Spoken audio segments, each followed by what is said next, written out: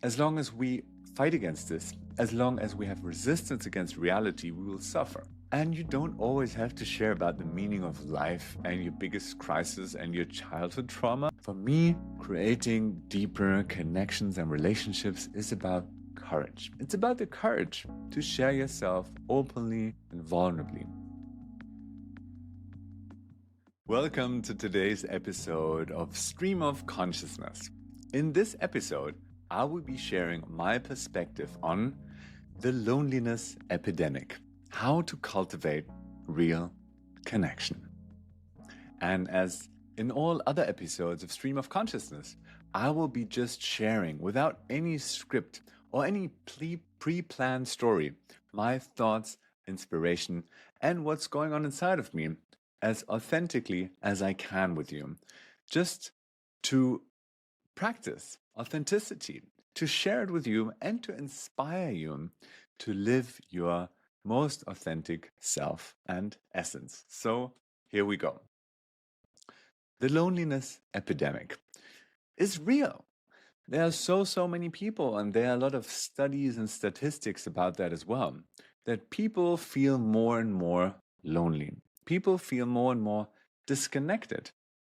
And weirdly enough, people spend more and more time on social media. So the question really is, what creates real connection? Is it sending a WhatsApp message? Is it posting about your holidays? Is it hugging a friend? Is it going for a walk? What really creates real connection? And how does that relate with living your essence and authenticity?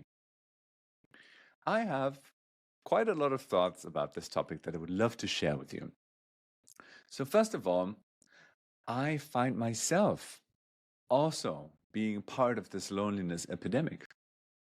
Every now and then, I have these phases in my life where I spend a lot of time on my own. And then I interact with many people through calls and through messages and through social media as well. And sometimes it feels that it's not really sinking in. It feels like a more flat, a more superficial connection. For example, I like to compare it when eating fast food. When eating something, you see, for example, this a cheap burger, and then it's not homemade with love and a really good burger. They also have these ones.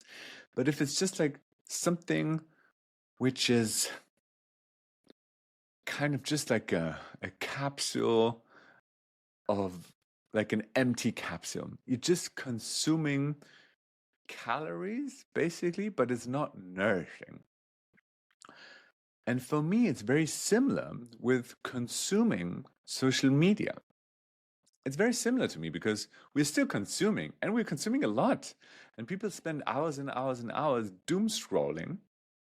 So if you would think from that perspective, you could say this person is consuming a lot, therefore they must feel satisfied. But it's not the quantity of what we consume. It's not that eating 10 bags of chips will make you feel nourished just because you ate 10 bags. It's not the quantity.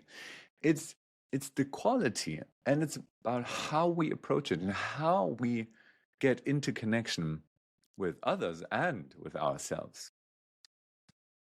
So if we use this analogy, you can also look at your own life and ask yourself, where am I consuming chips in this metaphor?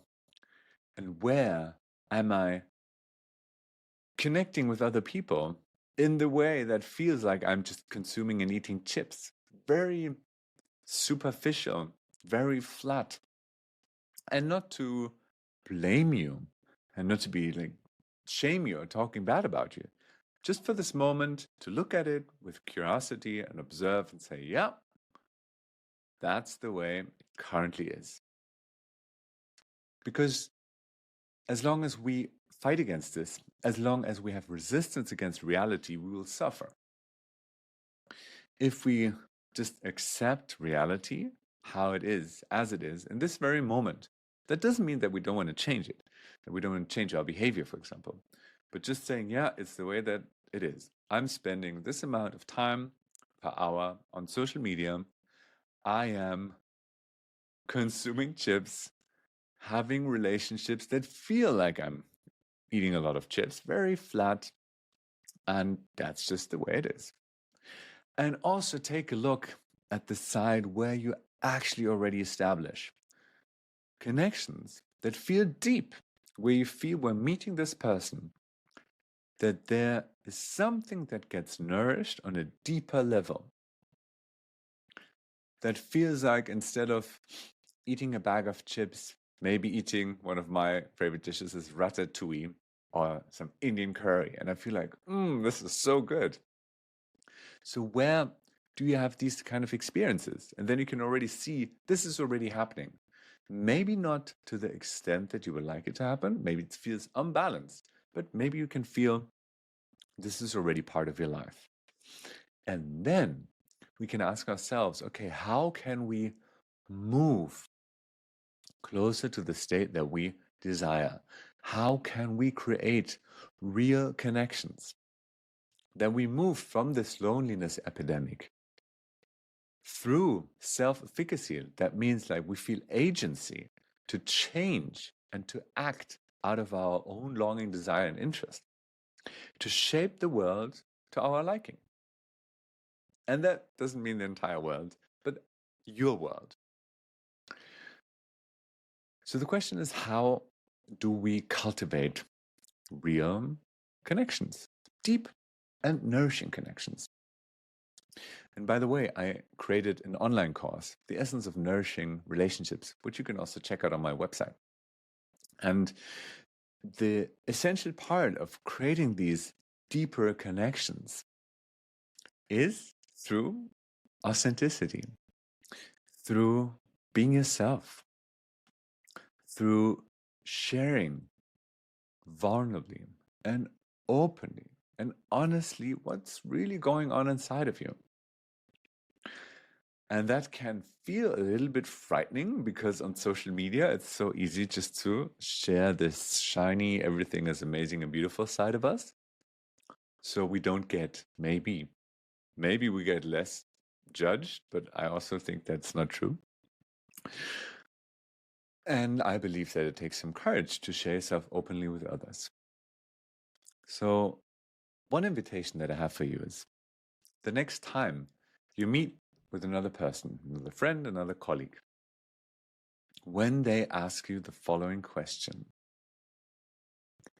how are you? My invitation is to not reply with good or bad. Try something else just for this experience. You could try, for example, saying, I'm sad. I'm happy. I'm tired. I'm surprised. I'm confused. I'm thinking a lot.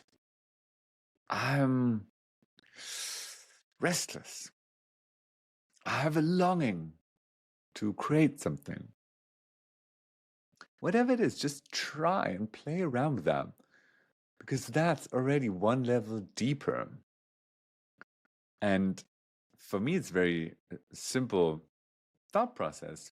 If we just share from our surface, the connection can't be deep. And if we share from our depth, the connection can be deep. So it's very simple. And you don't always have to share about the meaning of life and your biggest crisis and your childhood trauma. That's also not what I'm saying. It's just in this moment, being authentic and true to yourself and share what's alive for you in this very moment. And I can imagine that in your environment, this might create moments or contribute to confusion because it's maybe different than how you would reply before listening to this podcast episode. And then the person, your friend, might feel, oh, something is different. This is weird. And they might want to pull you back to the state that they know and they liked about you. Doesn't mean that they don't like the new one, just means that they might be confused and they might want safety and therefore try to get you back to the version that they know of you that feels safer. So it's a lot about courage, actually. For me, creating deeper connections and relationships is about courage. It's about the courage to share yourself openly and vulnerably. Doesn't mean that everything always needs to be sad and heavy. Not at all. It just means that you can invite yourself to feel more transparent, that people can actually see inside of you. And I found that in the very beginning quite challenging, to be honest. Like, people told me and said, well, yeah, they told me, John, I would love to feel you a little bit more. It's difficult to feel you. You're always on the happy side. You're always like, everything is good and everything's bright and amazing. We also want to feel the other parts. I was like, I don't know what you mean. Like, I know what you mean then. I also find myself mostly in a very like open, joyful, optimistic state. That's true. I'll find myself. And not that often I find myself in states of density and heaviness. I do have them, definitely. But I was like, okay, but that would feel fake if I then just tried to talk about heavy stuff. And then someone told me it's not about sharing the heavy stuff all the time and thinking about when was the last time that I felt where I felt unpleasant emotions and share that. It's just about like sharing what's alive in the moment. For example, right now I have a slight headache. I had today and yesterday. Didn't have this headache. I didn't have headaches in the last weeks or months. And it's there. I don't overanalyze it. I can just share it with you. It's like, that's there. And at the same time, what is also there is my joy and openness and this, yeah, I feel like, yeah, this fire or this river flowing through me of, yes, I want to share this with you. And I really want to inspire you. And I hope that this inspires you and that you take whatever it is that is most interesting for you with you and transform it into supporting you to live your essence. And that's basically what I'm all about.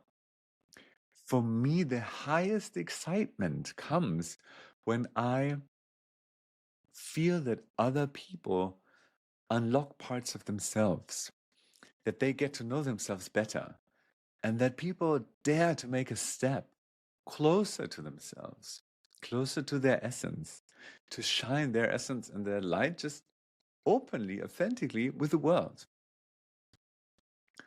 And when we're speaking about this loneliness epidemic and this question of how to create real connection, my big invitation is to make the first step towards your connection with yourself. The connection to yourself is the most important connection. And maybe you won't feel as lonely when you start sharing yourself openly with yourself. And then you can make another step and share yourself openly with others, with your friends, with your partner, with your family, and just see how that impacts you, your life, your aliveness, your sense of openness, of integrity, your sense of freedom, of inner balance. I'm very, very excited for you. And I truly and deeply wish you the best and a lot of courage and a lot of self-compassion on this path, that you can live your essence and cultivate real and deep meaningful, beautiful, beautiful connection with yourself. So see you the next time in the next episode. Bye-bye.